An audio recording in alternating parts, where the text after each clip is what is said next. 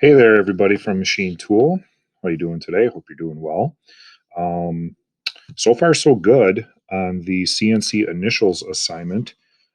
Since I shared with you some examples last week using my initials, the ones that I have gotten so far have gone really well. I've been able to simulate them, and they have gone um, very well.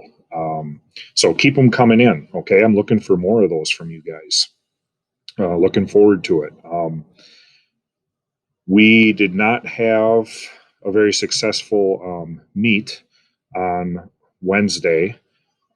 Two people attempted to get into the meet and it didn't work. I'm not sure why, but I think I got it figured out. I will host a meet again for this second CNC assignment, same time, Wednesday at 10 o'clock. If you have questions or need help with the second CNC assignment, or if you're trying to submit late work and get help with the first CNC assignment, I'd be happy to help you with that as well. Again, that'll be Wednesday at 10 a.m. Okay.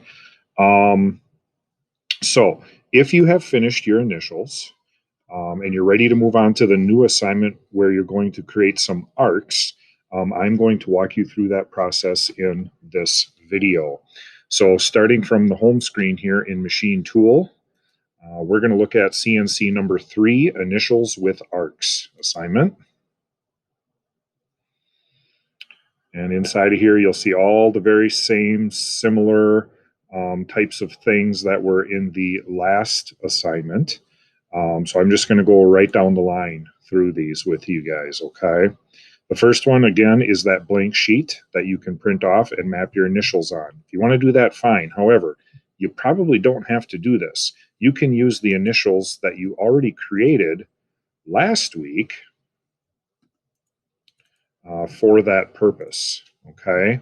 So I do have here, and I'll open this up bigger in a second, my initials revised with the arcs in my R and in my P. And depending on what letters you use in your name, yours is going to be different. If you have S's, if you have D's, B's, whatever the case may be, just put the arcs in where they should be. For me, the N didn't change, and the R and the P obviously did. Nice thing about mine is the R and the P were the exact same change. So I just had to duplicate that. So that was kind of nice. You might not be as lucky, but that's okay. We'll work through it. Here's that programming manual again with all those pages of G and M code and all of that, just in case you need it for reference. And then in here, I have the example of my G code for my name, or my initials, I should say, that you can look at. A couple of things I'll tell you about the sample one here. Right off the bat, the beginning didn't change at all, and the ending didn't change at all. Okay? And the only things in here that changed for me, now granted, yours is going to be different, but for me, I highlighted them with purple text, the ones that changed. Okay, so it was 3 lines here for my letter R, and it was 3 lines here for my letter P. And I will explain what all this stuff that I changed means in just a little bit. But that, again, is the sample one that you guys can look at. Okay, so first, let me open up this page so you can see it nice and big. Okay, and let me show you what I changed.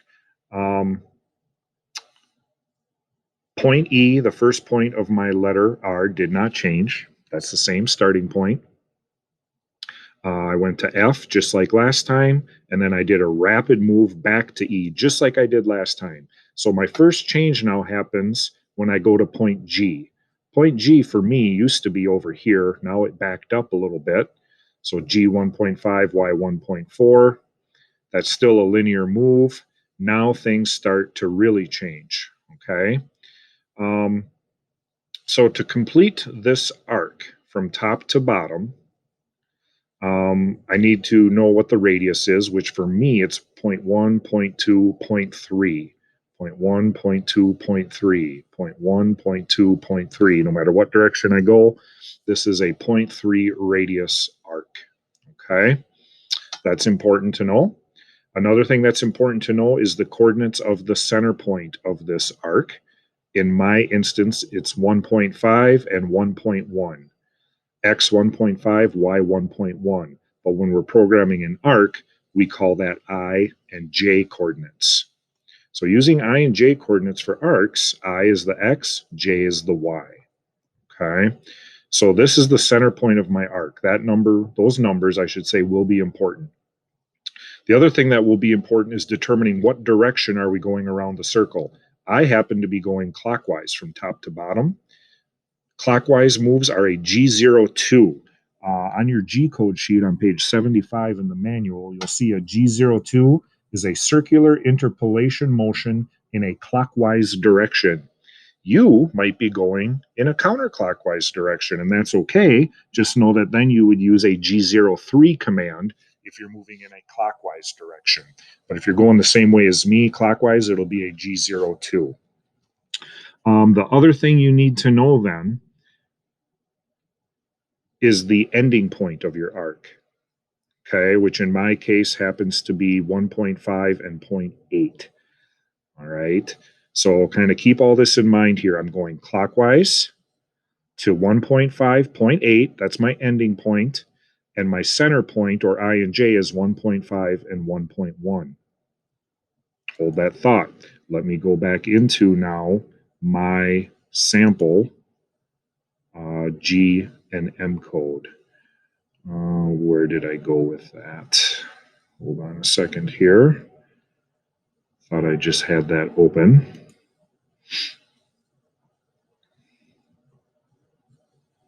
Here we go. So here in my purple lines, here's my changes. So first off, my point, which on my sheet was point G, changed to 1.5, 1.4. Okay. That's the start point of my arc. So I had to change a number here. I had to change my X coordinate. Okay, so a very minor change. Now here, the second line is where things really start to happen with the arc. First of all, G02, because I'm going clockwise. I'm no longer going in a linear motion, which I was previously with a G01. So I tell it clockwise arc, and then my X and Y coordinates here are my ending points of my my arc. So if I toggle back to this screen, okay, G02 clockwise to the ending point of my arc, 1.5 and 0.8. Okay, so there's that. And now my I and J coordinates follow, 1.5, 1.1. Here they are again, 1.5, 1.1. So G02 clockwise, and I explain that here in my comments. So this single line of code creates the arc, the G02, et cetera, et cetera. Okay. Now, once I got to the end of my arc, I had to put in G01 again to tell it that it's back to a linear move. I'm done with my arc. And then put in my coordinates. For me, oops, what did I do there? Didn't want to do that. For me, it was 1.2 and 0.8, which is where my next point was on that linear straight line move. So everything for the arc is happening in one line of code, okay? It's all happening in this line right here. The only reason the beginning line and ending line changed is just because of a little bit of a difference I made to my starting and end points and having to put in this G01 at the end. That's it. Okay. Now let's move on to my R. It's going to be very similar, of course, or excuse me, my P. We just did the R. So again, did a linear move to this point, M. I'm doing a clockwise G02 to point N. So my XY in my arc movement will be 2.4 and 0.8. And my I and J in this instance, the center is 2.4 and 1.1. All righty. So we go back here. I can show you that. So here's where I started. Okay. Here's my arc, G02 for clockwise. X 2.4 and Y 0.8 are the end of the arc, and I 2.4 and J 1.1 is the center of the arc. End of the arc, center of the arc. And now I have to go back to G01 for this linear move to my point O. So there it is, G01 and my linear move. So again, the whole arc happens in one line of code.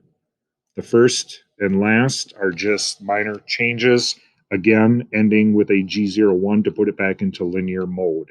So those 3 lines are the only lines I had to change in my entire program. Yours may not be that simple. You may have to make further modifications to yours to truly work yours out. And that's okay. Just work through the process. And again, if you have questions, bring them to the meeting Wednesday morning at 10. Okay. I hope this helps. I hope you have good luck getting through the assignment. I will simulate them for you again as you submit them to me on my simulator. You can see here I did mine just a little bit ago, NRP, there it is. And I can run it right now for you guys if you want to watch it run here. Reset that window. We're going to start it. And I did learn something last time. If you remember from the last video, it wasn't carving out into the block here. It was only doing it over here. I discovered and realized that my virtual Z0 was just a little bit above the block. So therefore, it wasn't cutting deep enough to actually cut into the block. It's pretty hard to see that in this window.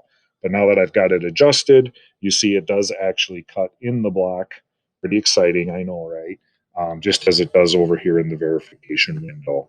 But I will take your program that you submit, I'll paste it into here, and we will run it and see how it goes, okay? And again, I know a lot of yours is going to have more to it than mine. Mine was pretty easy. The R and the P were so similar that I had very few changes to make. If you have S's in your name or capital B's, it's going to be more. I understand that. It's just the way it is. That's the nature of the assignment. So I'm looking forward to seeing what you guys come up with and turn in. And we'll just let this finish running out here. There you saw it made the arc for my R. Okay, and now it's going to do the P. And then, hey guys, after this, we only have 1 more week left. Seniors, this is your last assignment, actually. You guys are out of here. And then everybody else, we're just going to have 1 more assignment next week, doing a little career research in metal manufacturing careers, and we will be done for the year. There it is. There's my arcs. Everything looks good. We're happy. Things are happening. Okay. Again, good luck. Shoot me an email if you got questions, or again, you can just stop by the Google Meet Wednesday at 10. Take care. Bye-bye.